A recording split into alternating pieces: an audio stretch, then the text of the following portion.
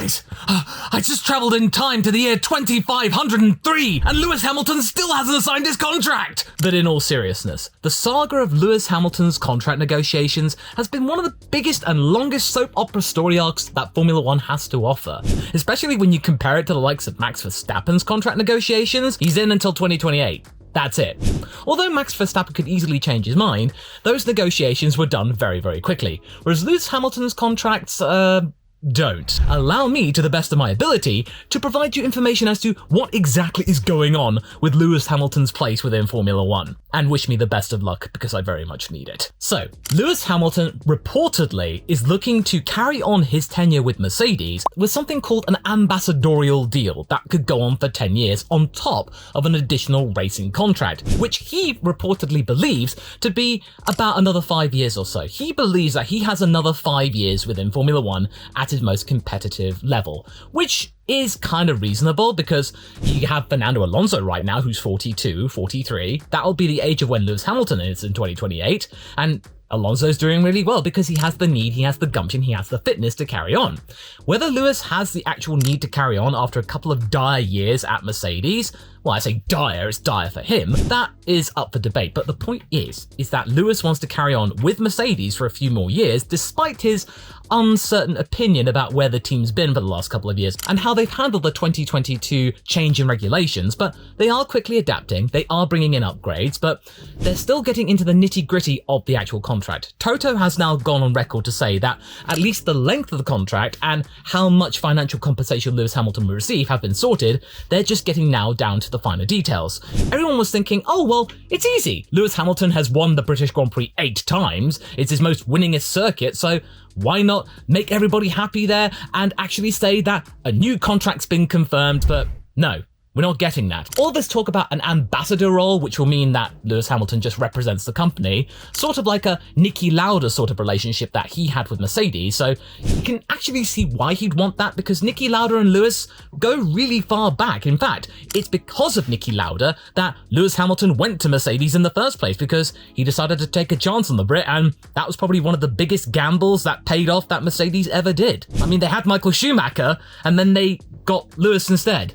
I wonder what would have happened if he never went to Mercedes.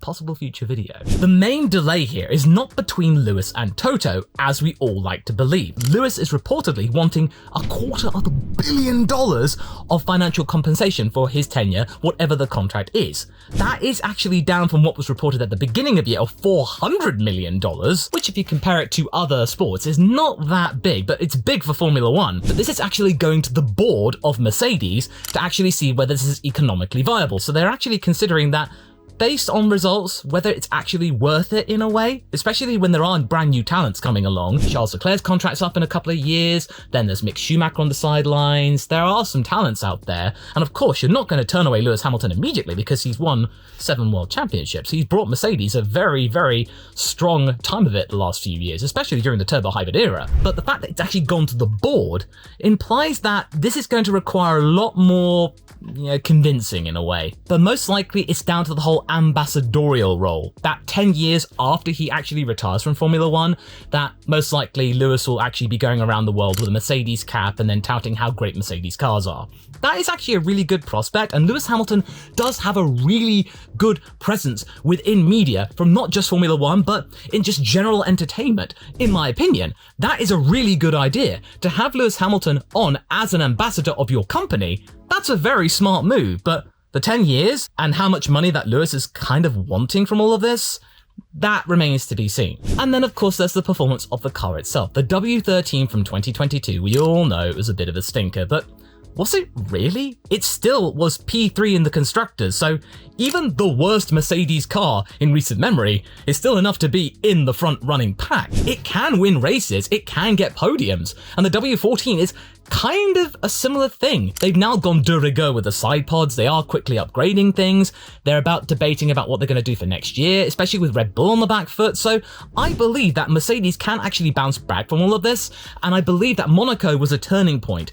If those upgrades that they brought in Monaco didn't work, I would have firmly believed that Lewis would have gone elsewhere for his last couple of years within Formula One. Possibly those Ferrari rumors would have been more likely. Check out that video up top about those details. But the point is that Lewis is wanting to really end his career with Mercedes. They have done enough to convince him that it's worth staying with them in the long term. But both Lewis and Toto are really trying to tell everyone that seriously, we are really down to the last minute details here. It's a very, very big contract for one of the biggest personalities within Formula One. It's going to require a lot of details about what exactly Lewis Hamilton's going to do. And I can understand the frustration that you may have that it's just a Formula One contract. Are you going to be with the team? Yes. Are you going to be there for a multi-year deal? Yes. Are you going to be paid? Yes. And will you do some media commitments outside of it? Yes. There you go. Things can actually be very simple, but Lewis Hamilton is more than that. He is a personality across the whole world. He is known in practically every single bit of entertainment that is going. In music, in entertainment, in drama, because he is actually co-producing that new Apex film on Apple's original film streaming service, which is a bit of a crying shame. Why couldn't it have been on Disney Plus like that Keanu Reeves documentary about Braun GP? More people have Disney Plus than Apple TV. I was kind of surprised that they didn't at least go for a stopgap thing like they did at the end of 2020 to increase his contract for another year to 2021, move the goalpost a little bit, but it clearly is not going to be the case. They are going for a full-on contract, which is probably going to be his last contract with Mercedes, to just tie him in for at least 5 more years, get him through the 2026 technical regulation change, keep on going for as long as Max Verstappen is in the sport. And I think this is actually a really interesting and dramatic twist, because 2028 is what Lewis is kind of eyeballing for his retirement year. He wants to actually go out potentially at the same time as Max Verstappen. So everyone's thinking that Max will probably call it a day in 2028. He'll be about 31, 32 at that time. He's gone on record many times saying he doesn't want to just race Formula One in his peak physical condition. He wants to go elsewhere. I could easily see Max Verstappen going to WEC and going to Le Mans. Red Bull decided to actually do something in Le Mans themselves to try and keep Max in the fold in a way, but just somewhere else, move him sideways. Any investor would want a team in Le Mans that is piloted and led by Max Verstappen. But going back to Lewis, this clear sign of going for another 5 years is basically saying, as long as you're in the sport, Max, I want to be in the position to challenge you. Fernando Alonso is proof that really, you can go as long as you want, because he is determined to make up for those 5 seasons where he really didn't have the ideal car. Between 2014 and 2018, he was in subpar material, especially at McLaren. And now Lewis is kind of going through a similar thing, but to a much less extent, because that Mercedes car is still good, it just could be better. Seeing Alonso, Hamilton and Verstappen on the podium, those 3 giants of Formula One, is really exciting. I want to see more of that. I want to see those 3 titans going at it for the next few years. Fernando, I can't really put a time limit on him because Aston Martin want to keep him. Red Bull, they've got Max for another 5 years. Why not do that with Lewis? Well, Mercedes are aware that Lewis is very talented, but that price tag of $250 million is still a lot to swallow for any team, considering there is a cost cap. Of course, driver salaries do not count towards the overall cost cap, but it's still a factor for the overall company to consider, especially when there are younger talents, which are a lot cheaper. George Russell is a lot cheaper, he is in his prime, and he is only getting better and better. There is going to be conflict between these two, even though George is trying his best not to be a Nico Rosberg and causing issues. He's trying to be a mixture of Valtteri Bottas and sort of Rosberg in terms of his tenacity, but also being the team player. Do I agree with Hamilton's situation, bowing out potentially at the same time as Max Verstappen, maybe at the same time as Alonso? Maybe in 2028 we'll see these titans retire all at once. And then what about the other drivers? I mean, they might have retired at the same time and then might have gone unnoticed, never getting a chance to go for the title. Either way, I hope this has helped you try and get some vague understanding as to the minutiae and the overall complication and overall potential of how exciting this entire Lewis Hamilton soap opera drama can be.